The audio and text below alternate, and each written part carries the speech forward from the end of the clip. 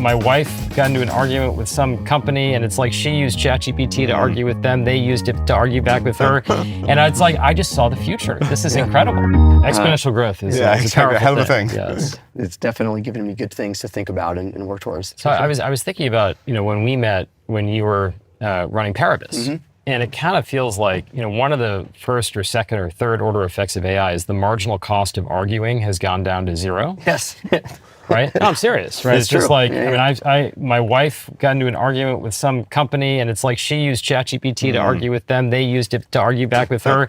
And it's like, I just saw the future. This is incredible. And like, we won. Your agent will talk to my agent, yeah. But it's like, you think about this, like from a chargeback, or it's like, hey, this price went down. I mean, this is how I remember you're like, this is such a good idea. It's like the price went down. You have these breakage models that the card networks had. Yep. And Best Buy has to write you a check, or Visa has to write you a check because that TV fell by 20%, but like nobody does that. Yep. And now everybody's going to do that. 100%. Or it's like you do a chargeback for $5.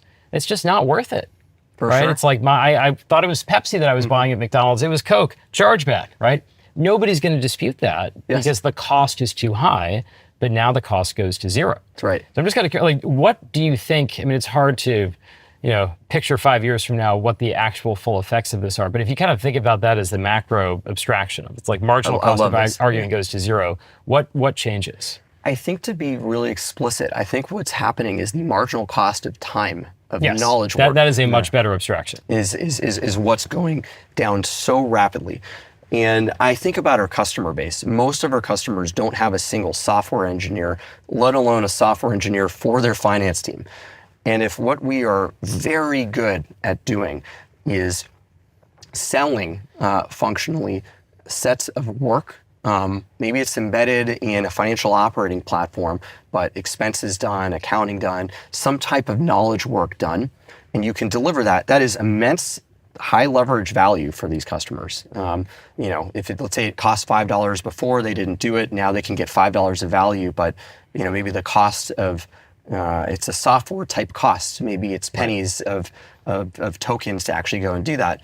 That is a great business to be in because it's very high customer value. We can capture just a small amount of that and build this business. And when you go back to kind of the original insight of Ramp, we entered into this industry where it was very profitable, but it was not only was it misaligned, but people were fighting over like basis points. Every last dollar that went into rewards could have meant like tens or hundreds of millions of dollars in profit for the business, for them. But if you think about for a customer, let's say that in order to make one extra basis point as a business, you would try to incent them to spend $100 more for that customer. And let's say they buy something, that gym membership they didn't need, or that subscription keeps going, they have lost $100. It's gone out the door, and maybe they go to the gym, maybe they don't.